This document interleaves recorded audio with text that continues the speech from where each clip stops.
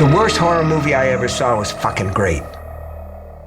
Hello and welcome to This May Hurt a Bit. My name is James Strayer and this is John C. Myers. And we're a horror franchise podcast discussing each film in popular and not so popular franchises. And today we're talking about Phantasm 5, Ravager from 2016. This was 18 years after part 4. By far the biggest amount of space between sequels. Yeah. And you can feel it. Absolutely. Well, and it took like 10 years to make. Yes. Over a span of that. And you can feel that too. Definitely. Yeah.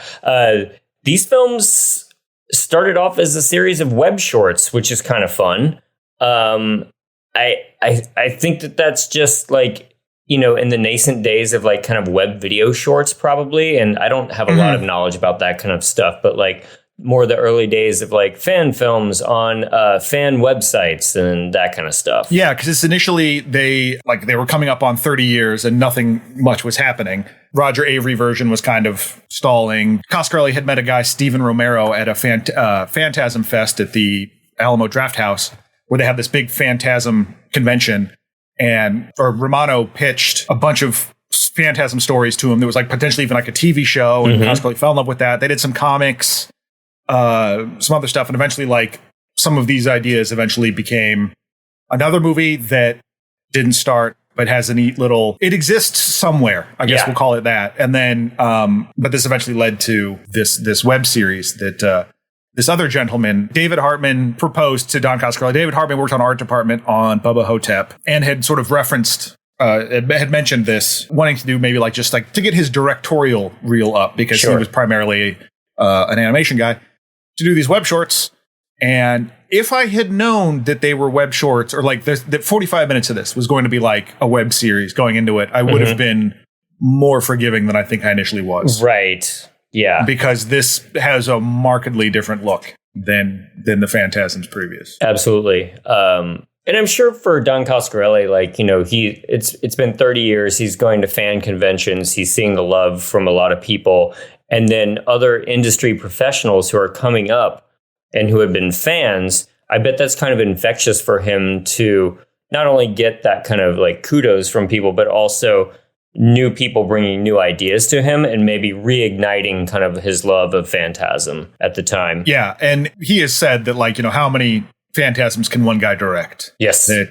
That being said, he was still heavily involved in this. But it sounds very much like the spirit of it was still there in terms of, you know, with it being no budget, everyone kind of helping out, but a lot of people doing this for the love of it. Man, that's one thing that I want to absolutely stress as we talk about this, and I'm finding faults with stuff in this movie, because, I mean, Hartman was a director on Winnie the Pooh and other like animation stuff for Disney.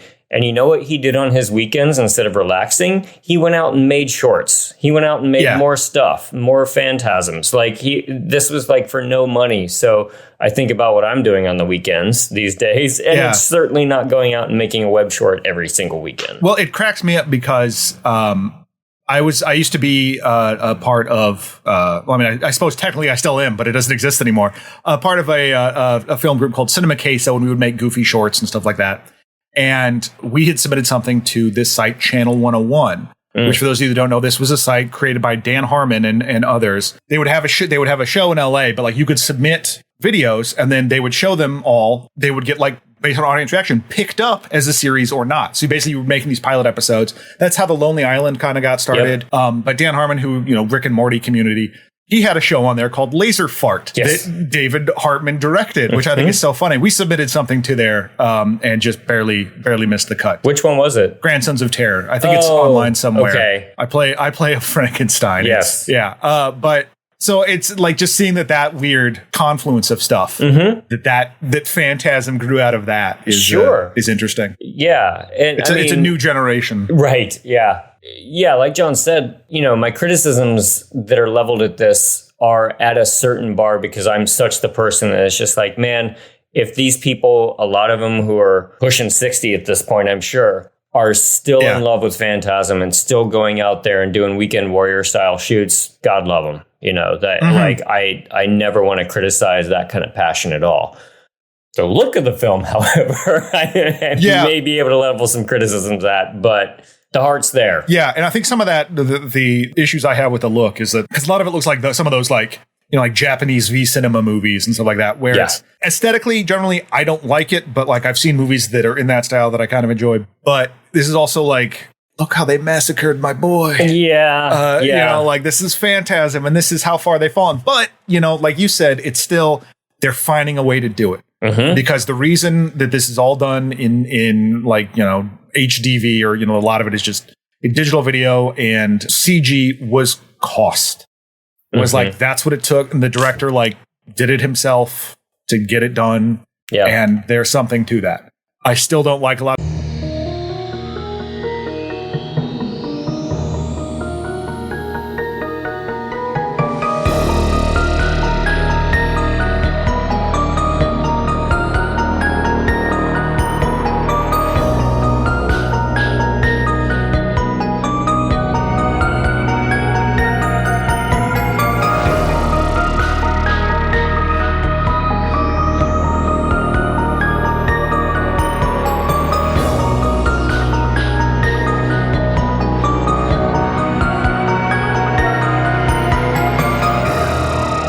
The worst horror movie I ever saw was fucking great.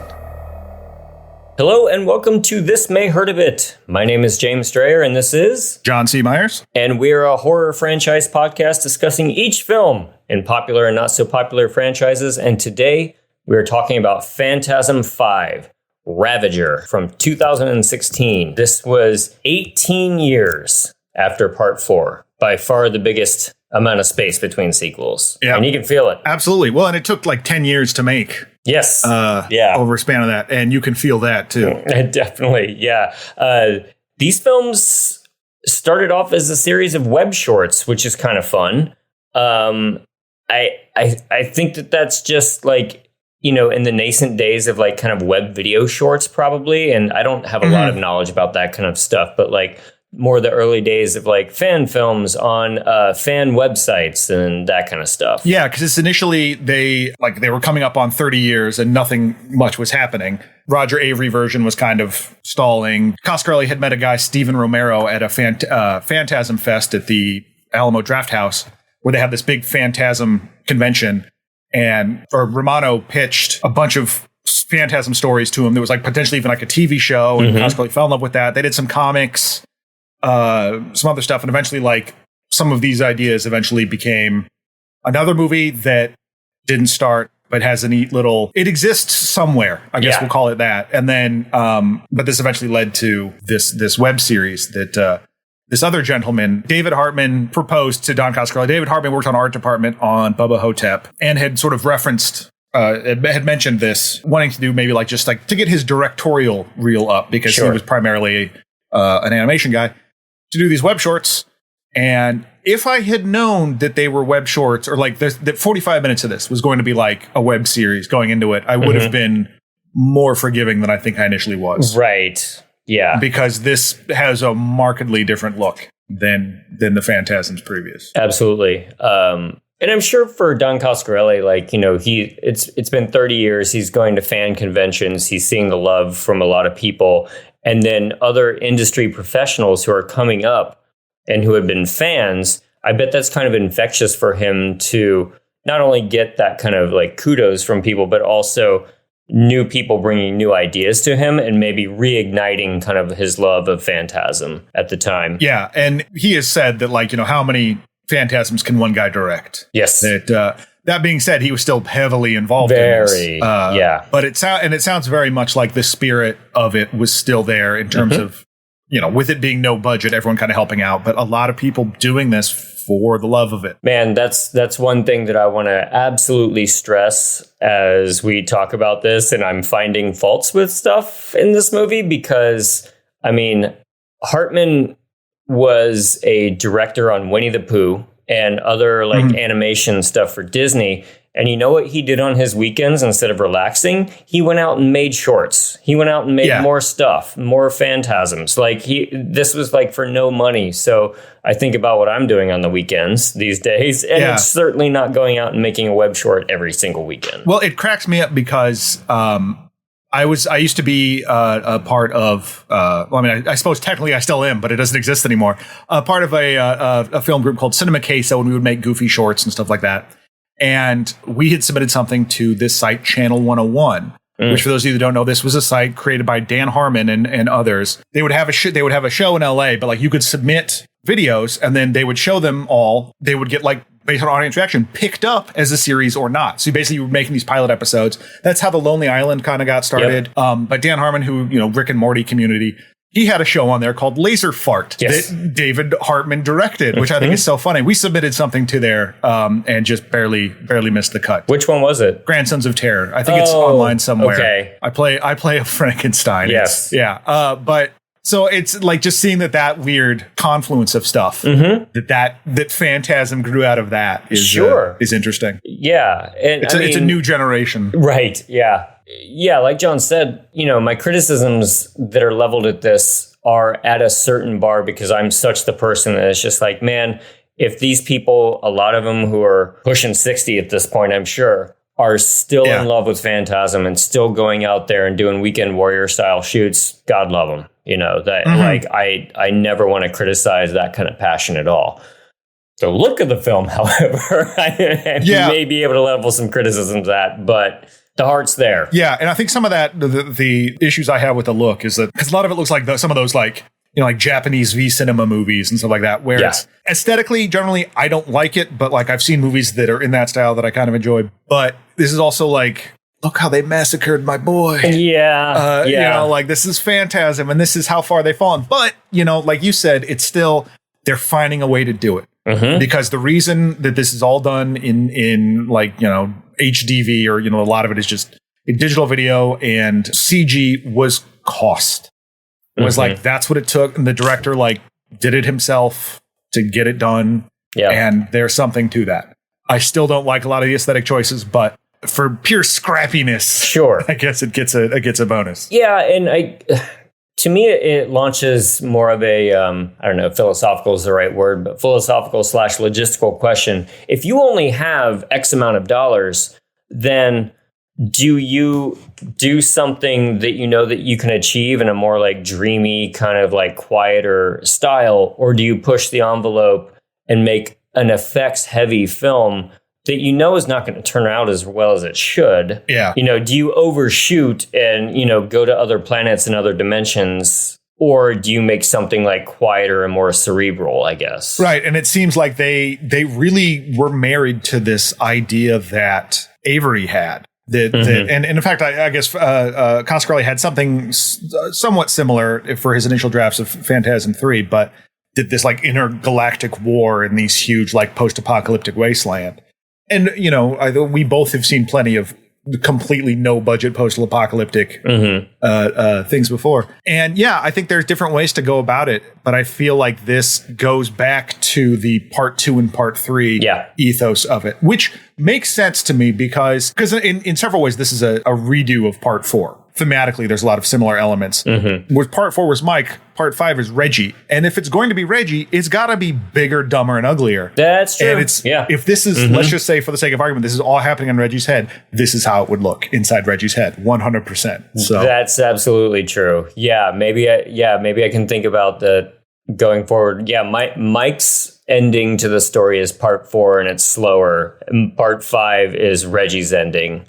Yeah, part 4 is so much more like, not to sound too pretentious, but like lyrical and personal with Mike's, whereas this is a lot more just like action. I forget what movie Joe Bob Briggs described this with, but there's a lot of plot getting in the way of the story. And that's what's happening in 5, I think. Yeah. Is that they want to wrap up a whole bunch of stuff and really try to explain the Tall Man's plans, which I don't need. I understand the compunction to want to do that, and 5 films in to try to tie a bow on some of this, but I always liked that you didn't really know what was going on. Yeah, and especially not that I have a firm grasp but it's especially hard to think about all these gigantic CG shots with how I think kind of beautiful part 4 ended, as we discussed last time, and it ended on this kind of like melancholy sort of quiet downbeat.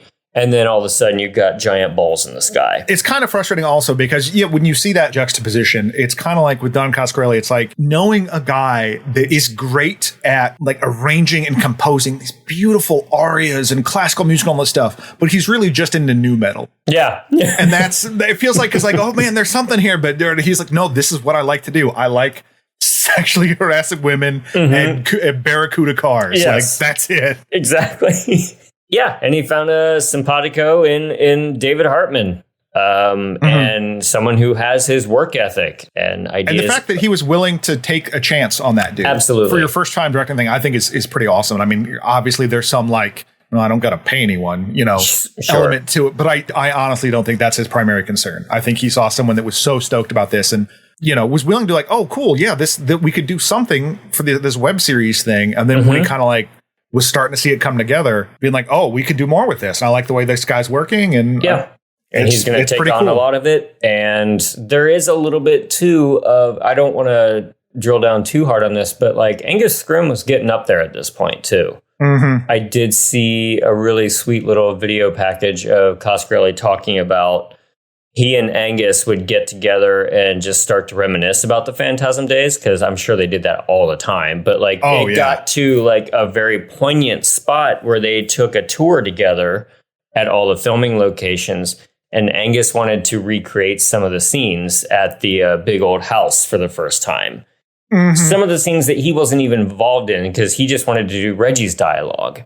And he would ask Don to do Jodie's dialogue. And, at that point, Angus, I think, kind of knew his time was nearing an end and he just wanted to have fun with Don again. And at that point, I'm sure Don was just like, okay, we got to do some sort of a swan song for Angus Scrimm. And I find that endearing and really important too. And he was also a little reticent about it because he was very, like a lot of the cast, very protective of their roles. And he was like, these first four, they're good. He in fact said like there's some stuff I think in 4 he would have done differently, but overall he's very happy. Yeah. He's worried about messing that up now. Sure. And I think, he's great as usual. It's Angus Scrimm. Of course. Well, it was funny. So the part of the reason that this one happened as well is, like you said, they were making this like web series thing, and Coscarelli really liked that idea. And so they were expanding on it.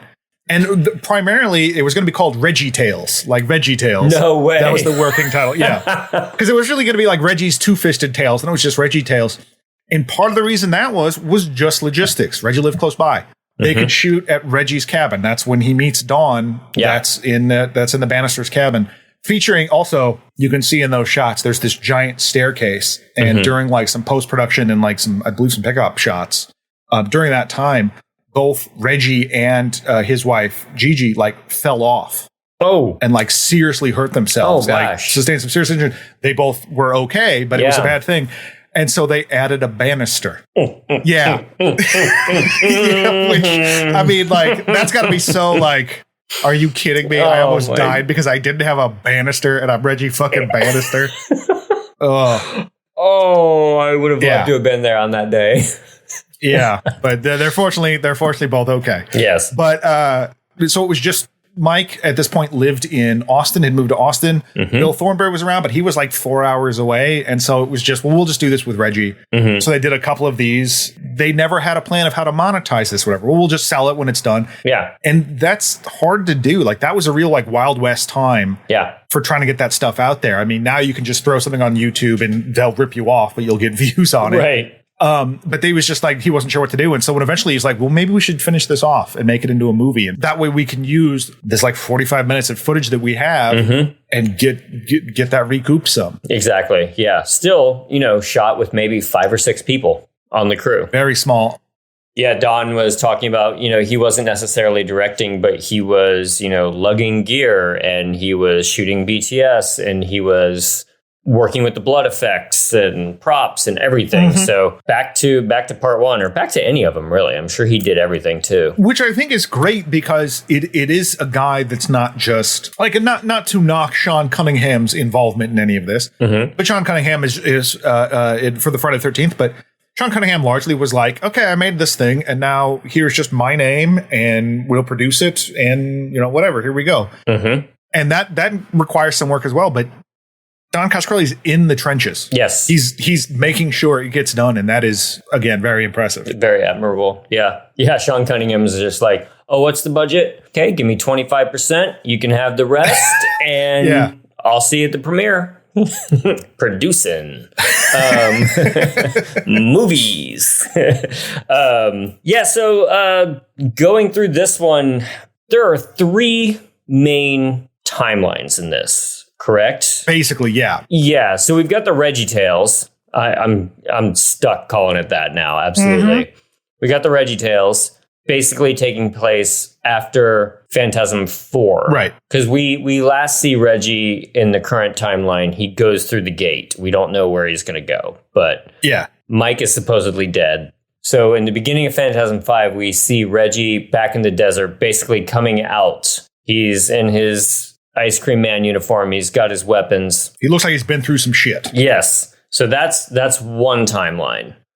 Another timeline, which we'll get to in a second, is Reggie at an old folks home. Mm-hmm. I don't know if it's simply an old folks home or if they're trying to imply that he has dementia and it's more of like an asylum type of thing, like a psychiatric care. I think that it's more of just an old folks place. I think it's just an old folks. Like it's the kind of like dementia where they're like, yeah, it's the old folks home is good enough. Yeah, like it's like not too high level. Yeah. Then the third timeline, which I guess we're supposed to be led to believe maybe it's partially just in Reggie's head, is the future where the tall man has taken over and we're basically in John Connor era Terminator. Yes, I think. Wait, is that the same as... That could be the same as the dementia level. And there's the dimension where or it's just a dream where he's in the old folks home or with Jebediah Morningside. Oh, yeah. And then there's the other hospital room.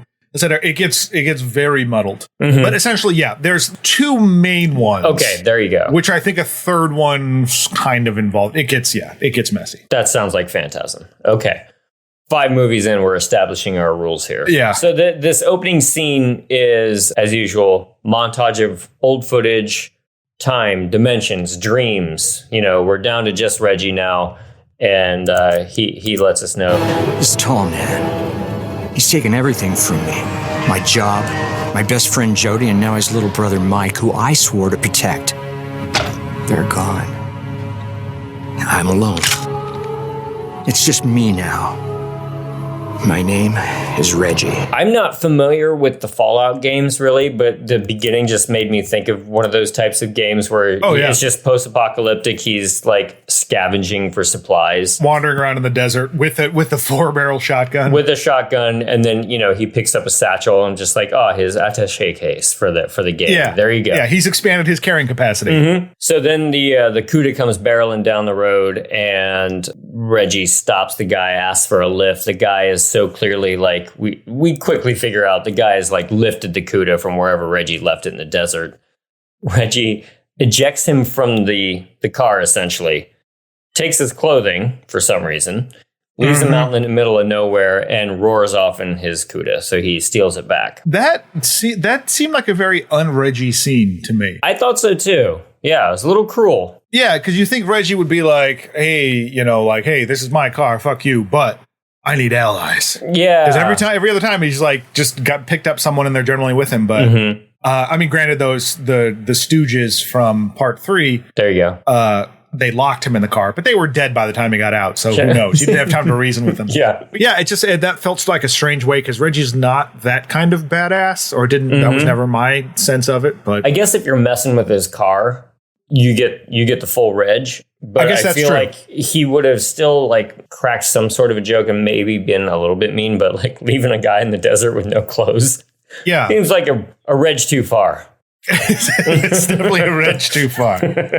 So a couple of very CGI looking spheres come flying down the road, and one stabs the poor guy in the back of the neck. One trails Reggie. In some of the behind the scenes footage, it was kind of adorable because it shows Reggie showing the guy how to fall, nice. how to take an action fall, like in the middle of the road. Bob Ivy is back in the CUDA again, keeping the family back together. Everybody looking a little bit more silver. And yeah, now Reggie just fights fights with the sphere, raging down the road in his car, driving backwards, driving forwards, evidently 60 shots in one day, which is really ambitious. That's wild, yeah. And I know, like, this was something that Hartman always wanted to do, was have like a CUDA sphere chase, which, I mean, honestly, it's not like I can say, well, that doesn't seem like a Phantasm thing, because those are the two like biggest elements in the Phantasm universe. Right. But it's just like, I don't know, this seems kind of silly. Yeah. Two great tastes that maybe don't taste great together. Well, it looks like a fan film. I think that's, it's produced by a fan. I think that's what a lot of it is. And it's interesting to me, like, how people perhaps come to this later sees this, because as someone that was like growing up, or not growing up, I was an adult, but like, it was like professionally starting to become more active like during this time, and being forced to sit through some of the worst fucking shit that looked like this, like going to open screenings and stuff like that. I'm really like David Lynch's Inland Empire. I love David Lynch, but like just the DV quality of that just raises my hackles. I'm like, I'm going to watch the most pretentious bullshit. However you feel about David Lynch, trust me, I've seen worse. Yes. But so there's some of that, like, just immediately I'm like, I don't give it the benefit of the doubt. So if you come to this later not having that baggage, I wonder how, if that, certainly how you feel about it. But for me, it's like, this is oof. It's going to be rough. Yeah. Reggie takes out the sphere. Of course he does. Yeah. Shoots it down. And he wakes up being pushed in a wheelchair by Mike. They sit on a bench for a while, and Mike informs him. They found you wandering in the desert like Moses. Mike tries to convince Reggie that he has dementia. So this is always one of those like marginally frustrating, like we as a viewer know that this isn't the case, or is it? This kind of writing doesn't always work for me. But it almost seems like it's not supposed to. Yeah. You're supposed to question it from the get-go. And what I like is, this Outside the Old Folks Home thing was shot in a park because they weren't going to pay for locations or anything like that. So there's a lot of guerrilla filmmaking. Yeah, which is cool. But they, in fact, were so prepared in case this happened that someone's wife, I forget whose, had a cake made that said "Happy Birthday, Uncle Reggie," and that they would be there shooting their Uncle Reggie's birthday party. Oh, that's so good. That's so good. That's a beautiful ingenuity, and it makes me so happy. But it's also kind of ridiculous that we've been at this 30 years or whatever, and we still have to do this, but they're still willing to do it, But they're still excited to do it. I bet that like they thought it was funny too, just in case. Yeah, and then they probably ate the cake that night and joked about the day. Oh man. It's just so wild. The fact that they're not above that. It's like, I'm too professional now. I can't possibly. It's like, whatever gets Phantasm done. Mike says, "Tell me the story from the beginning again." And we flash to Reggie driving, and naturally, he picks up a hitchhiker. Of course. This is the beginning of a Reggie tale.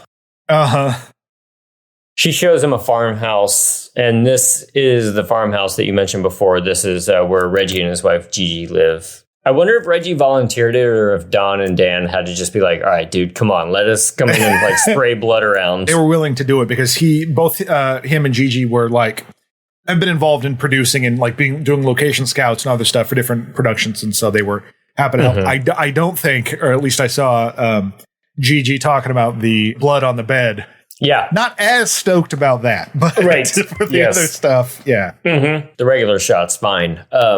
Reggie plays the guitar in front of the fire, of course. Tries to explain the entire Phantasm mythos to this woman, Dawn. And that is always, you brought it before, but I love it how Reggie's just immediately like, I will tell you this insane story, because obviously you're going to believe me, and this isn't the rantings of a lunatic. Yep. And this is how you get girls. Yeah. So because at this point, he, in theory, is way outside of Oregon. Yeah. In theory, in this current universe that he is inhabiting, the tall man's machinations, that whole thing hasn't happened yet, because no one seems to be, when he tells her this story, she's not like, oh yeah, that thing that's been going on. But his rolling apocalypse has yet to reach. Presumably they're still in Nevada or California or something. Right. She leaves Reggie to just play music by himself, writing a song about her, Dawn. Well, he just rips off Sitting Around at Midnight. Yep. Like he just Candle in the Wind for Lady Dies It. Yeah. Which is always one of the things I found just so upsetting when Elton John is like, oh, Lady Di died. Well, here's this Marilyn Monroe song I changed a couple of words to. I scratched out Marilyn and wrote in Diana.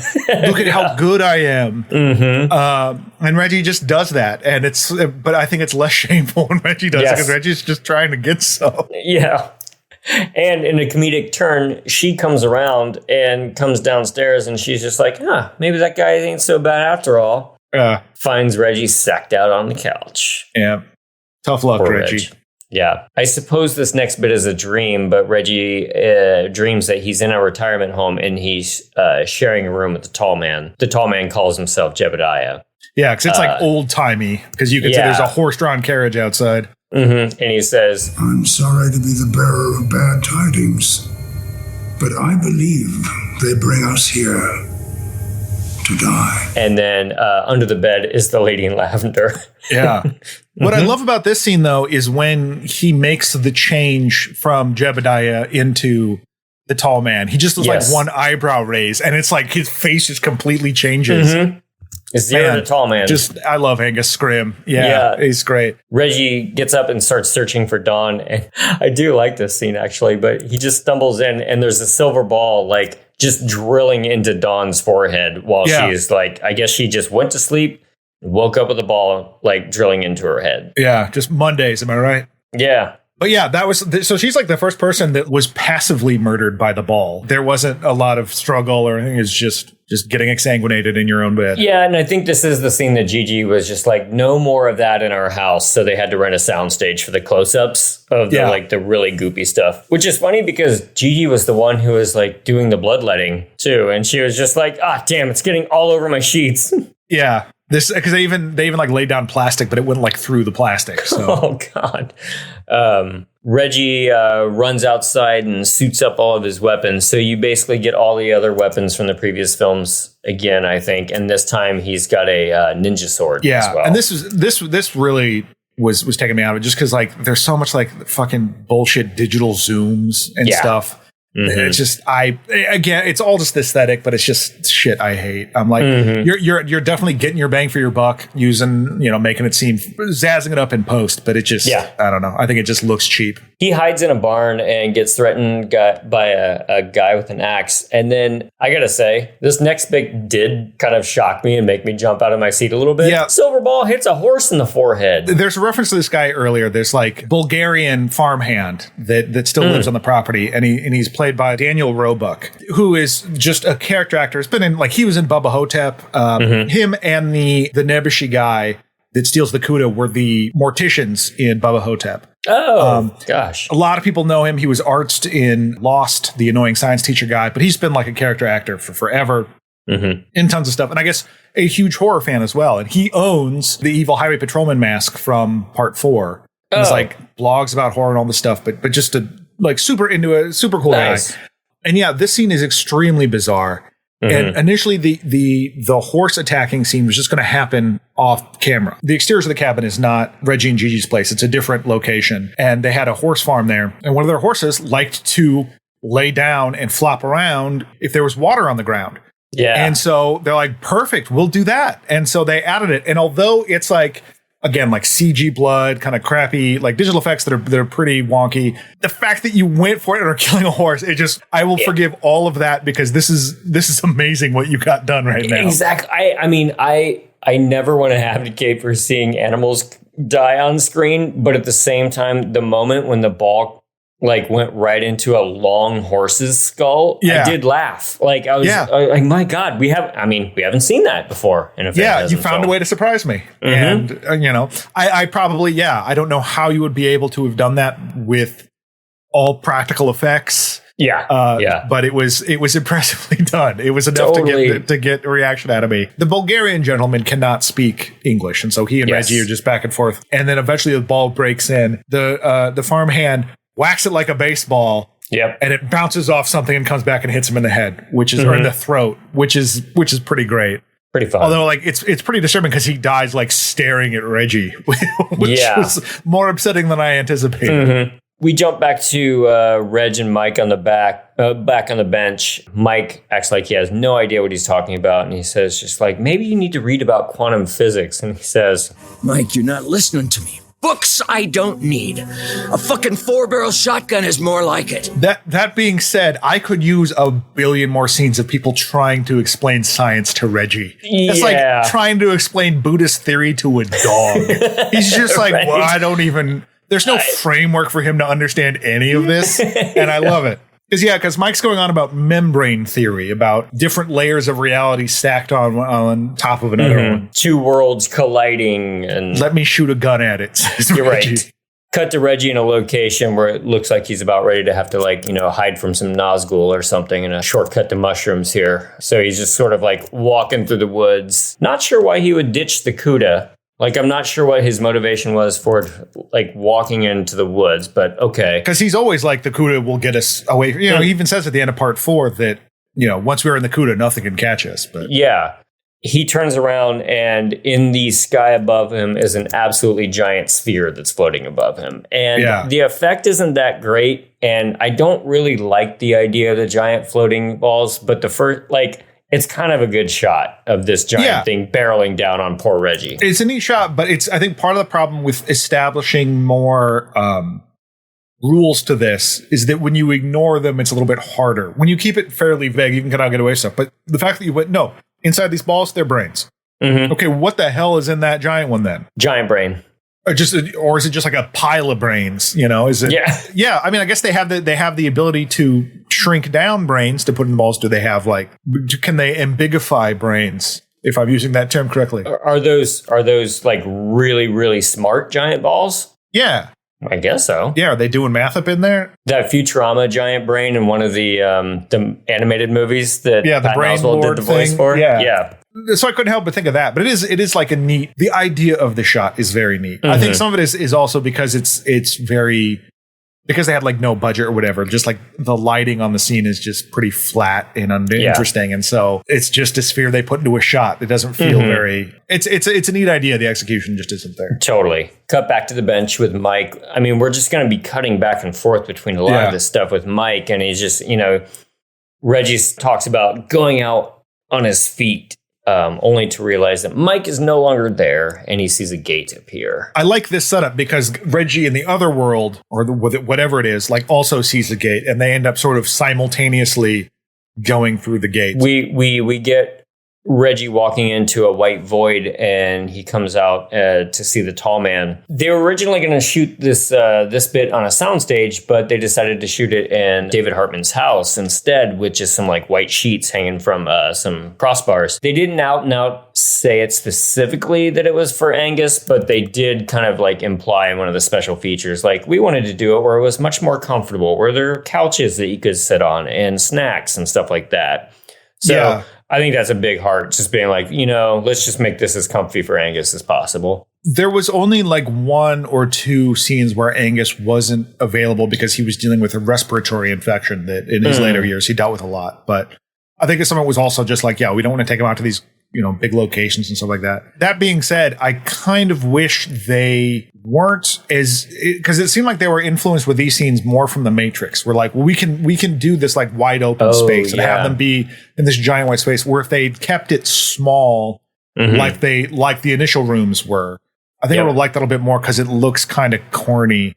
With the effect of it's clearly a green screened Reg and the tall man put into this thing. Yeah, it doesn't give the scope that I think they wanted it to. Mm-hmm. Yeah, it does look like an early effect more than a giant cosmic room. Yeah, then THX 1138 void. Then we get into some of our first time bending stuff, where the tall man explains that it's the year 1979, and in 3 days your younger self will attend a funeral. And he offers to return Reggie's wife and daughter if he stays out of his way. First time we've heard of the wife and daughter since part 2. Yeah. We saw a picture of them, but Reggie was don't worry about it. Yeah, it's fine. Because it's not about them, it's about dudes. Yes. Dudes rocking and hanging with your boys. Yep. Reggie just kind of appears in a mausoleum, naturally. And the lady in lavender starts floating towards him. So we haven't seen her in a while either. No, she had a bit part in 3 at the beginning, just like a blink and you'll miss a cameo. Yeah. Mm-hmm. But this one's interesting because it took me a while to realize that it's the same actress. It's Kathy Lester, which I think is cool that they came back. And this was another of a Reggie tale. And it's interesting. Like, I like the way they kind of do this, where he's frozen and she sort of floats towards him. Yep. It cuts them behind. And they were able to do this because they found a crane type thing they had to help load bodies in and out. And David Hartman had this great idea to, like, oh my God, we could have her rather than just like walk. She could, spookily float. She's floating, but her feet are dragging, like leaving this trail. But it's sparking. So it's like, does she just have like one metal toe that's preventing her from it kind of took me out of, like, why would her foot be sparking against the bottom of the thing? It made it seem like she's too heavy to float rather than like this is an ominous, spooky thing that's happening. Yeah, it kind of made it seem a little silly. He knew how to do one more effect on that, and he thought it would be cool. It's like if you just had it leave the trail, no spark, I would have been on board with it. Yeah. Adding the spark, it just seemed like, she's wearing steel-toed feet or something. Right. He turns to see a pretty creepy tunnel at the end of the hallway and walks down this tunnel. Don't know how it got there. Doesn't matter. Shoots some lurkers that are in the cavern. And I think this is where Derek Mears was supposed to show up. Yeah, there was going to be like a taller dwarf that they I think they called him like the Freak or something like that. Derek Mears was the stuntman who was Jason in the Friday the 13th 2009 remake. I watched the deleted scene of it on the Blu-ray, and the mask looks a little goofy. Maybe that was just like a first run through, but it was Derek Mears in one of the lurker outfits, super tall, like grappling with Reggie. And I think at that point, like, the Jody ball appears and just like blasts him in the face or something. Didn't turn out looking that great, but that is another case of Derek Mears just being like, I'm down for a good time. I'll come hang out, Yeah. A quick question. Can I get blasted in the face? Boom. Yes. Buy a Jody ball, please. Yeah.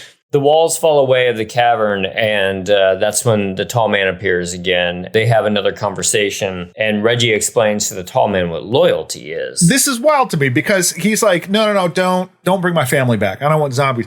What I want to do is hang out with my boys because loyalty. What about your loyalty to your family, Reg? No. Your child. They're long gone. Yeah, I can't drink Dos Equis with my kid. What's wrong with you? They won't appreciate this 4-barrel. Like, God. My wife hates cars. Screw her. Gonna hang with my dudes. I'll have to lock this gun up around my daughter. I do like the idea of the tall man like presenting this Faustian bargain just because, he tried to do that to Mike in the flashbacks in part 4. Yeah. And Mike wasn't buying it, but Reggie seems like an easier mark. But couldn't even get Reggie for it. No. Yeah, Reggie explains what loyalty is, and the tall man just calls him a skin sack and says, Your tenacity has amused me, and I've enjoyed your despair. But my use for you is at an end. Because he says again, like, that, no, I have plans for them. They're part of my plans. I'm going to make everything better for everyone. Just cool out. You don't worry about them. He's like, no, they're my buddies. But it's never explicitly said, this is my plan for them. And even when you see his world domination stuff happening, it's not really clear how Mike fits into that. Not at all. Reggie wakes up strapped down to what looks like a sphere creation room. And I think that there's a body laying next to him that has half of a sphere inside of its skull. What is implied to be a lurker comes shuffling in and actually cuts him free. And we throw back a hood to reveal a character named Chunk. Chunk. Yeah. Divided on how I feel about Chunk here. I understand because Don Coscarelli was a little bit like, over the years, I tried to feel really bad about making dwarves bad guys. So I thought I'd try to have like a good guy, but Chunk's kind of irritating. He's real irritating. He is also the furthest traveling actor of this whole thing because he came in from New Jersey, whereas everyone else was like nearby. Wow, New Jersey. And I watched an interview with him, and he said that he worked a 9-to-5 job. And so he would fly out on Thursday nights, shoot Friday, Saturday, and then fly home on Sunday to his regular life. So he was going cross country for that too. Yeah, which is pretty wild. And I mean, it's like, it's not anything wrong with his performance or anything. It's just that character is irritating. And he's one of those characters that exists only, like, he speaks only in negative spars with Reggie and everybody else. And that's supposed to be witty, where I just find it exhausting very quickly. Yeah, he's just there to have cool one-liners that aren't cool at all. And it's... Chunk is a part of a resistance, very much like, Terminator resistance type of people, and they start shooting some other like gravers here with some CGI head exploding going on. And then we also find that he's with who we thought was dead, with Dawn. And Reggie's like, "Oh my God, it's Dawn! Don't you remember the song I wrote about you?" And he starts singing it. She would never have heard it. She died before you sang it for her, Reggie. There you go. We got to hear it again, so that's nice. But she's like, "No, my name's Jane. Like, I don't know what you're talking about." But it's just like Phantasm, just because someone's dead doesn't mean they're dead. Right. A bunch of good guys approach. All these people are just like covered up in like, fatigues and scarves and masks and stuff like that. And one takes off his scarf, and it's Mike. You've been on ice for a decade. Ever since we blew him up at the desert. You remember? So does that mean that Mike has just been like kind of waiting for Reggie to wake up for 10 years? Like, well, that's a very good question. The Mikes across the dimensions, their backstories aren't very clear, because the Mike that in the old folks' home, Reggie, like comes to the realization that no, Reggie's right, and that he's Mike because he's having Reggie's dream. But then, like, in the middle of telling that story, it transfers over to Resistance Mike. So it makes it seem like Mike and the other thing is definitely a dream. A Resistance Mike tells a story about waking up in the desert with the ball taken out of his head, this giant head wound, and just like sewing himself up and getting back to work. Yeah. Which on one hand, like, I don't love, just because it sort of takes the loss at the end of Oblivion and is like, that's fine. Yeah. Don't worry about it. There's been no negative effects. No, it's just don't worry about it. He's fine. It was just a minor setback. It was a bummer. He fell down and hurt himself a little bit. But so it's like the idea is that, so Mike was okay, but then they found a Reggie somewhere. I don't know. It doesn't, they really kind of like just say that and move on, because it doesn't track with anything else in the movie. So yeah, this is trying to sort through the Phantasm timelines is a fool's errand. Don't bother. Yeah. So Mike leads him outside and opens the doors of whatever building they're in right now, and to a completely CGI hellscape of cities destroyed, where the camera just flies through a whole bunch of people like fighting lurkers. Two of the people in those shots are Don Coscarelli and David Hartman. It dates it immediately, which is the kind of funny about using, like, we're using technology that's available to us and all this stuff. It's like, man, it just looks, I mean, impressive work for one guy on his like computer at home or whatever, like just a couple people. Well done. But it looks cheesy. It looks like a video game cutscene from like a CD-ROM. And I do like the effect that it ends after flying through it. It ends with zooming into a window where Reggie in the old folks' home is watching. That's cool. That was a neat little mind-bending thing. But the as far as the actual effect goes, it was not great. Yeah, and that's kind of what I was saying at the beginning of talking about this. When you realize you have enormously limited funds, do you go the technology route and show an entire like destroyed cityscape, or do you do something smaller and more contemplative? And they went with the former. Yeah. I mean, it would have been equally as effective to me to like open up and it's like red and you just see destroyed cityscape in the background. You know what I mean? Like the not flying through it. It was ambitious. It was absolutely ambitious. I just don't think the end result was that great. Yeah, so we end that shot on zooming into Reggie sitting in the asylum. He starts just kind of wandering around, and a nurse tries to guide him away, and then we flash to the future. We start going back and forth, and a graver attacks him. There's more wandering around, and a silver ball attacks another soldier guy, and his head explodes. I know that was a whole lot of nonsense if taken out of context, but it's in context. It's equally nonsense. Yeah, it's just so much back and forth. More Reggie waking up in a hospital and Mike visiting, and Mike had Reggie's dream, evidently. Yeah, and this gets back to what you were saying. After part 4, Mike wandered around the desert, sews himself up, and him and his bloody wound. And again, like it's a neat scene. Like I like him sewing up his own head, but they just add all these digital zooms that try to like juice it up, and I don't like it. You don't have to make that more intense. It's a guy sewing up his own head. Yeah, just let it happen. Chill out. Yeah. We get some more kind of like backstory here of governments falling because, giant balls are shooting laser buildings at them. We do get the pandemic of people's heads exploding, which is fun. Yes, the bag plague. They brought that in, which I think it's interesting how he utilized that footage, that sort of newsroom footage, because there's a building that they blew up, but he makes it look like a sphere cut it in half. Yeah. A giant sphere. I thought that was kind of neat. And then I couldn't help but wonder though, with it, because there's some armed soldiers taking a guy away who's struggling, and then his head blows up. But I couldn't help but watch that and wonder what was actually going on there? Was this a dissident that ended up getting killed, and then you just used him in a Phantasm movie? Right. Yeah. Oh my gosh. What is the background of this story? But I mean, it could very well be that it was no, we got it off of Getty or something. I don't know. Sure. The books I read did not go into that, but I just couldn't help but wonder. Yeah. So apparently, the tall man. There's footage of him and some lurkers doing some attacks. Yeah, spheres blowing stuff up. It is a worldwide plague. Whatever his plan is, it's in full swing. It's going swimmingly. When bad guys have giant plans of destroying the world or whatever, I'm just this is what you wanted? This was the grand plan? Yeah. All right. It also is just unclear because it seems for what we know previously, he was running this slaver operation. Mm-hmm. This seems like an unnecessary and dangerous expansion. You had this good thing going.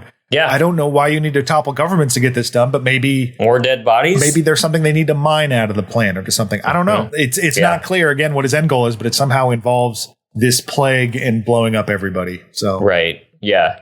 Literally taking over Earth.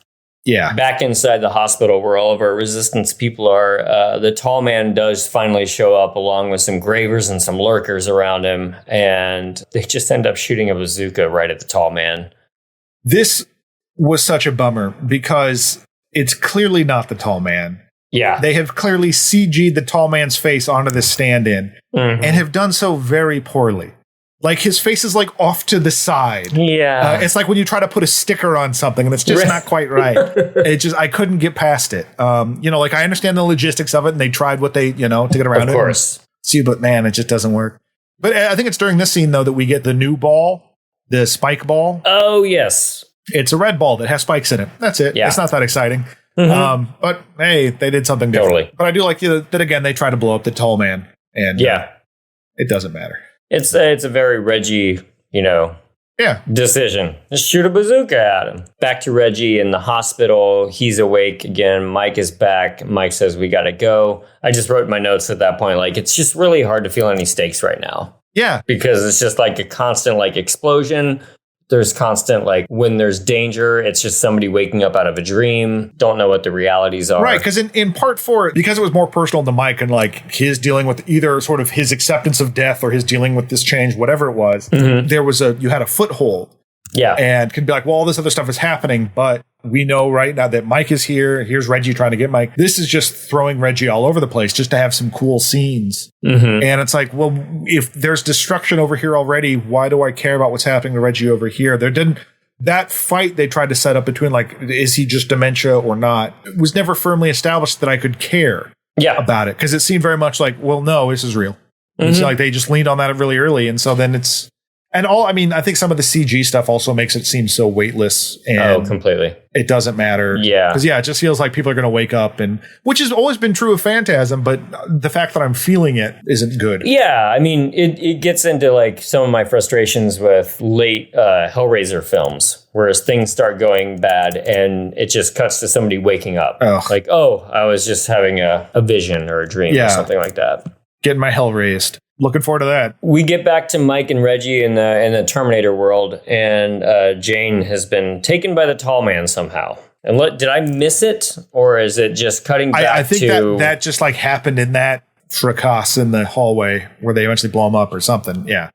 So they put on some gas masks and they jump through a portal to a completely decimated planet outside. And I don't know if this is supposed to be the red planet, the tall man's home planet. I guess so. Yeah, I'm guessing just because it's the only other red place that we've seen, and we know that the atmosphere is bad, so that would explain why they need that. Where it seems like Earth is still breathable, but it's just another red desolate war zone. Man, it's amazing how with all the CG effects that they have, I still think that the old school 70s one just looks so much better. Yeah, it just looks eerie. It looks eerie. I guess that it looks unsettling, and that's the main thing. Because they're trying to explain it is the thing too. Is they're letting you see the sausage being made. Which, going back to the first one, on this decimated planet, there's giant balls, there's gravers, there's lurkers, there's the tall man who's holding Jane next to a cliff, and the tall man just says, "My need for you is now finished." Why? I don't know. I guess he's achieved what he needs to with Mike. Well, because I think he's got that gold sphere. So whatever that is, he's like, I've got this now. Yeah. They don't really make that clear. I do like this little bit from the tall man, but I don't like the image that they include because the visual is exactly what you were saying earlier, the Matrix type of visual of all these tall mans, but I just love Angus Scrimm so much, and I love the dimensions. There are thousands of me. Tens of thousands. I'm in dimensions you cannot possibly imagine. That just speaks to my own horror loves right there. Yeah, and I think it's great, but because the shot is done just like the Matrix, like it's done like the weapon scene, the Matrix, where there's just you're just going on this row of tons and tons of tall men. Yeah. It's one way to show it, but I just can't help but think about that as a reference point. And it seems, and because it's in like all white as well, it just seems less real. It doesn't, it again feels pretty weightless. I was just thinking to myself how I would have done that scene, and I think it's pretty cool, but I'm not going to explain it right now. but trust me, audience. But trust me, it just was way scarier. The tall man does say at this point that Reggie has been an amusement for him the entire time, which fits with us too. Reggie's the amusement. Absolutely, and I like it because Reggie's finally like, "Why didn't you just kill me?" And he's like, "Yeah, I'm having fun." Yeah. And I think that rules. Yeah, that's why we're sticking around with Reggie so long. Yeah, so I can't tell, because the scene is entirely, and go back to the gold sphere thing, the scene's entirely like tinted red. So if that's the gold sphere, I have no idea. Because after that little exchange, Angus like throws sends the sphere after him, but then Mike, using his or beyond the living sphere powers, his eyes get glazed over with sphere stuff and is able to control it back. That's where it gets a little frustrating because were the sphere like giving him his powers before, but he took that away? Why does Mike still have these powers? I don't know. Yeah. As soon as you start getting into the logistics of it and you make it this more, not realistic, but like this more sort of comic booky thing, then those things I think get a little bit more glaring. Right. Than when you keep it just eerie and mysterious. At this point, I did write down, I'd love for someone to go from Phantasm 1 and then jump to part 5 right now.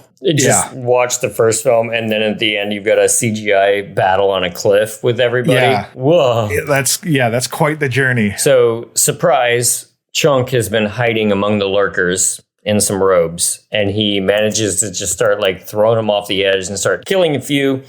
And then he just pulls out some grenades and jumps on the tall man. Yeah, he gives a really dumb one-liner. Hey, Tiny, where the fuck do you think you're going? And then, in theory, kamikazes himself from the tall man. And it's funny because he was also played a couple of the lurkers. So there's some scenes of him shooting himself, which is pretty great. Yeah, that's fun. Reggie falls over into the grass, but he gets up and then he has a vision of Mike tossing him a 4-barrel. And he turns around and sees a bunch of gravers that he then shoots. He's on the grass in the hospital where he was earlier with him and Mike. Well, and this seems like it's supposed to be like the moment. It's supposed to be like, well, this thing is ultimately like Reggie making a choice about, as you said, does he just die as an old man on his bed or, live on his feet, fighting the tall man who will probably never beat, but he's going to keep fighting. And Mike, in theory, so if we want to, let's just take this as like, this is all happening. Yeah. Mike is able to like break through dimensionally and find Reggie in this universe, even though Reggie still exists in the other universe. Yep. And pull him through. It's like I said, it's supposed to be about this choice, but it just doesn't make sense because what did I just see then? Whereas I think, again, in 4, it's a little bit clearer of that. Like, even though it's more opaque what's going on, like that making those choices and that sort of character development stuff, I think, is more in the forefront and is not Sure. lost to all the plot stuff like it is here. Right. It still is a neat moment, but it could have been a little bit heavier with weight, if I kind of knew what was going on. Or put before that last scene. If he had made this choice and then he has this fight with the tall man or something, because then, as soon as Reggie has the gun, he turns around and there are some gravers there, and they're in the apocalyptic wasteland again, and they're shooting all these gravers, all kinds of gunplay, and they're about to be attacked, and then what shows up? But it's not quite the battle CUDA. Yeah. It's more of a assault vehicle CUDA. Mm-hmm. I was still kind of stoked. Yeah. Kind of Batmobile like. It's no death machine like in Army of Darkness, but the CUDA's all like kitted out with Gatling guns, and it's like it's almost like my first thought was the Matt Reeves Batman. Yes. That the newest one with Pattinson, just that kind of like super kitted out car. But he blasts some dudes away, and who's driving the car? Jody. Jody's driving. Jody's good now, I guess. I guess so. He's back to being good. Yeah. As we talked about, sort of like the emotional weight of the other one is just of part 4 and like the ending of part 4, and like that Jody's like pathetic last words of just like, no, I've been dead. It's fine. Doesn't matter. Gone out the window. Yeah. Because we want to have him drive a cool car. Right. Sure. Yeah. All right. Show up at the end, especially because the actor is like moved well beyond acting at this point. And he's like, I will show up for a day and play in the CUDA. In the car, they decide what's next, and they're going to go north where it's real cold. And this idea dates back to like part 3, I think, even. Yeah. I think we talked about it, but they want to go up to where it's real cold to, I guess, have a standoff with the tall man if he comes up there. Yeah, at least protect themselves from that. But it's one of those things that as soon as they said it, I was like, oh yeah, how come I never thought of that before? Sure. It just never entered my mind that you could just go away from the tall man. Right. Yeah. We get another flashback to now Reggie in the hospital. Reggie is laying in a bed, taking his last breaths. Mike and Jody are on either side. Reggie does look in pretty bad shape. Yeah. So is this supposed to be? So the question I have is like, is this a new Reggie? Is this like a different Reggie? Because like the fact that Mike and Jody are both alive, like was that true of the previous hospital Reggie? Because this seems like maybe even a different hospital room or something. Yeah. It's an effective moment in that you have watched all these films and have watched these actors get older. And it does sort of, although these things we talked about last episode, are about sort of the fear of death. There's a little bit of like the fear of also growing older in this. And that really, they really sort of drives home the like fear of losing your friends and not being able to escape the Ravager of death. It's a neat scene, but it doesn't work as well for me because they intercut this with Reggie in the back of the CUDA as they head northward, like getting comfortable and being like, man, what a way to start a trio. And I like they bring that line back. Yeah. But it's a little bit like, well, you already did this to us with Mike. You already had this moment, and you doing it again with Reggie feels like it takes the power away from it because it's an also ran. We've seen this already. Sure. But that being said, I still like it. They just wanted to do a Reggie death scene, and they didn't care how it would fit in with anything. Yeah. They wanted to have their cake and eat it too a little bit. Well, because you get this flashback of Reggie like throughout the series too, and then there's a shot of Jody. Like, wait, so Reggie, he's in this universe, he's in this universe. Now he's Jody. Okay, now he's this. Like, wait, what? But it is supposed, it's like, well, we're done with this. So this is going to be a little swan song to everybody. Sort of a death of the series. But the haunting, is this real or is this not? That was the end of part 4, just didn't do it for me here. I still enjoyed the scene, but it just wasn't as effective. Well, this may add to the enjoyment of the scene because it did me. But when they were shooting that scene, like, and it's the intense death scene. It's the end of Reggie Bannister. Outside, they kept having to hold for sound because a damn ice cream truck was going past. That is perfect. With 3 blind mice. And part of me is just like, that's so good, it's probably not true. Yeah. But I'm going to believe it's true. It's too good. Yeah. And so then it cuts back to Reggie in the CUDA as they drive north. So we're no longer have abandoned the mysterious ice cream truck going down a darkened road into the unknown future to Reggie's going to stay on his feet and go continue to fight the tall man with his bros in this other universe, or he's dead, or I don't know. But it's good. Whatever's happened, trust us, it's good. It's fun. Yeah. But they do have an ending montage of shots of all three of them over all three of the movies. And that's kind of sweet. Again, no James LeGros. No. Completely skipped out. No Mike from part 2. No. And we'll get, when we get to do the wrap up, there's a little bit more with James LeGros. But exciting. Yeah. Not in this movie. Yes. But then we get a fun little cut scene, a fun little mid credits. You see the two stems out in the desert, the two like forks, dimensional forks, and Chunk falls through. He's missing a hand and is pretty badly burned. But who is there to greet him? And I was legitimately excited to see this person. It's Rocky from part 3.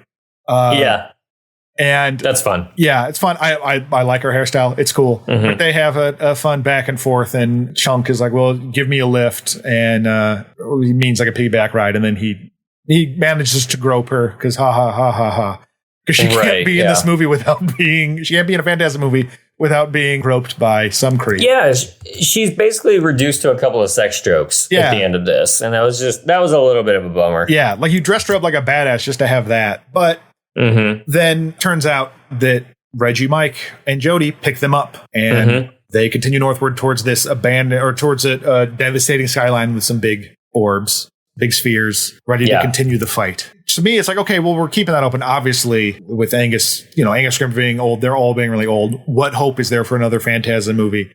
And frankly, the Phantasm movie they're driving towards is honestly not what I want to see. Like, it's not